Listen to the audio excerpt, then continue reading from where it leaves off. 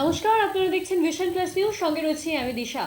হুমায়ুন কবিরের দলের নাম একেবারে প্রকাশ্যে আসতে তৃণমূলের কটাক্ষের শিকার হতে হয়েছে। একেবারে পথশ্রী প্রকল্পের রাস্তার শুভ শিলান্যাস করতে উঠে সেই মঞ্চে দাঁড়িয়ে তৃণমূল নেতৃত্ব একেবারে ধুয়ে দিতে দেখা যাচ্ছে হুমায়ুন কবিরকে।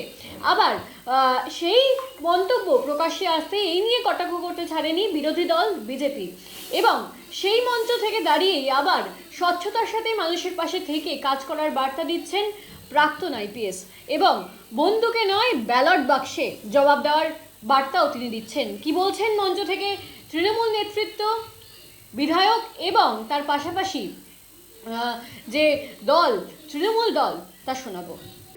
এই স্বপ্ন সফল করার দায়িত্ব আমার, আপনার, আমাদের সকলের। এই উন্নয়নকে এগিয়ে নিয়ে যাওয়ার দায়িত্ব আমাদের সকলের। স্বচ্ছ দুর্নীতি মুক্ত এক পরিবেশ, যে পরিবেশে মানুষ মানুষের কথা বলবে, যে পরিবেশে স্বচ্ছভাবে কাজ হবে, যে পরিবেশে শান্তি শৃঙ্খলা উন্নয়ন বজায় থাকবে, তার নাম তৃণমূল কংগ্রেস। এটা একদম নিশ্চিত থাকুন। স্বচ্ছভাবে শান্তি শৃঙ্খলা বজায় রেখে আরো উন্নয়নের জোয়ার তৈরি হবে এখানে। সমস্ত জায়গাতে আমরা দৃঢ় প্রতিজ্ঞ। আমরা কখনই আত্মসন্তুষ্ট নই। আমাদের সরকার নিরন্তর কাজ করে চলেছেন। কেন্দ্রীয় বঞ্চনার মুখে আমাদের মাননীয় সাংসদরা, আমাদের সেনাপতি অভিষেক বন্দ্যোপাধ্যায়ের নেতৃত্বে সাংসদরা দিল্লি গেছেন আমাদের পাওনা টাকা আদায় করতে। উনি করছিলেন, কিন্তু যতটুকু আমার মনে হয়েছে উনি শান্তি শৃঙ্খলা রক্ষা করার পক্ষেই কথা বলেছেন। গত 15 বছর ধরে লাগাতার নিরবিচ্ছিন্ন উন্নয়ন করেছে। কেন্দ্রের বঞ্চনাকে একদম কি বলবো, তাকে তার বোঝাকে মাথায় নিয়েও সেই এক্সট্রা বার্ডেনটা যে কেন্দ্রীয় বঞ্চনা চলছে, আমাদের সাংসদদের অত্যাচার করা হচ্ছে, তার হকের টাকা চাইতে গেলে বাংলার ওপর অত্যাচার হচ্ছে, বাংলা ভাষা বলার অত্যাচার হচ্ছে, এত প্রতিকূলতার মধ্যেও একটা সরকার কনসিস্টেন্টলি পারফর্ম করেছে। তো মানুষ তো স্বাভাবিকভাবে আমাদের সঙ্গে আছে। এই বাংলাকে অশান্ত করার চেষ্টা করছে। এর জন্য কিন্তু আপনাদের কাছে আমি অনুরোধ করব না যে আপনারা রাস্তায় বোমা পিস্তল নিয়ে তাদের বিরুদ্ধে লড়াই করুন। শুধু একটি অনুরোধই করব, এই বাংলার ঐতিহ্যকে যদি বজায় রাখতে হয়, এই বাংলার উন্নয়নকে যদি আরো উন্নয়ন করতে হয়, এই অন্যায়ের বিরুদ্ধে যদি প্রতিবাদ করতে হয়, আপনাদেরকে রাস্তায় বোমা পিস্তল নিয়ে না। যখন বুঝতে শিখেছে তখন তারা কি করছে, তৃণমূল কংগ্রেসের পাশ থেকে সরে যাচ্ছে।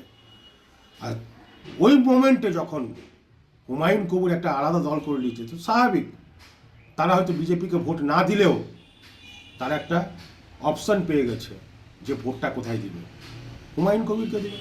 সেই জন্য তৃণমূল কংগ্রেস রীতিমতো ভয় পেয়েছে, আর ভয় পাওয়ার জন্য এইসব উল্টাপাল্টা কথা বলছে। এই দল স্বচ্ছতা শব্দটার মানেটাই শেখেনি। কি করে কাটমানি খেতে হবে, কি করে দুর্নীতি করতে হবে, কি করে লোকের জমি লুট করতে হবে, কি করে শ্লীলতাহানি করতে হবে, কি করে একের পর এক মানুষকে খুন করতে হবে, এইসবই তো দলটা শিখেছে। তো স্বচ্ছতা শব্দটা ওরা শিখলো কি করে?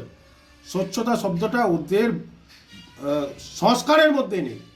ওদের গণতন্ত্র, যে রাজনৈতিক একটা গণতন্ত্র হয়, সেই গণতন্ত্রের মধ্যে স্বচ্ছতা শব্দ নেই। স্বচ্ছ মানুষ এখানে থাকতেই পারবে না। সেই জন্য আজ এখন ভোট এসছে, 26-এ নির্বাচন, জানছে পায়ের তলা থেকে মাটি সরে গেছে তৃণমূল কংগ্রেসের, মানুষ তাদের পাশ থেকে সরে গেছে। তো এখন নানা রকম শিলান্যাস করছে, শিলান্যাসের সময় মানুষকে ভাওতাবাজি দিচ্ছে, ভাওতাবাজি সরকার, তো ভাওতাবাজি দিচ্ছে যদি আবার যদি সরকারে আসতে পারে, কিন্তু মানুষ এই ভুলটা করবে না।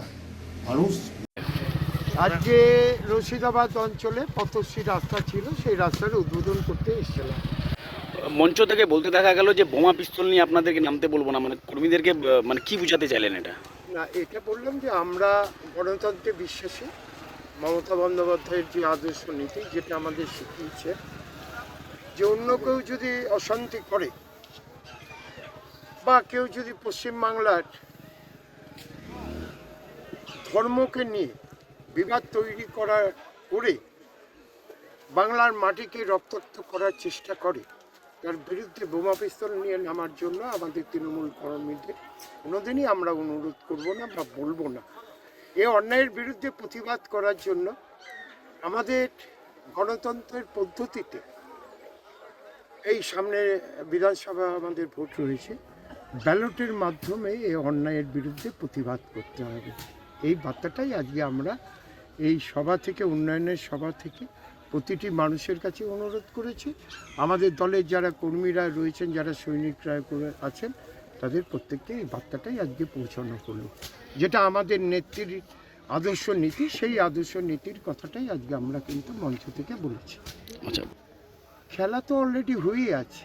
গতবারের তুলনায় 26-এ এবার মমতা বন্দ্যোপাধ্যায়ের নেতৃত্বে আরও বেশি সংখ্যক বিধায়ক নিয়ে চতুর্থবারের জন্য মুখ্যমন্ত্রী হবে, এবং সেটা ঐতিহাসিক বিধায়ক নিয়ে মুখ্যমন্ত্রী হবে। বিজেপি বলছে মালদাতে গোল্লা পাবে।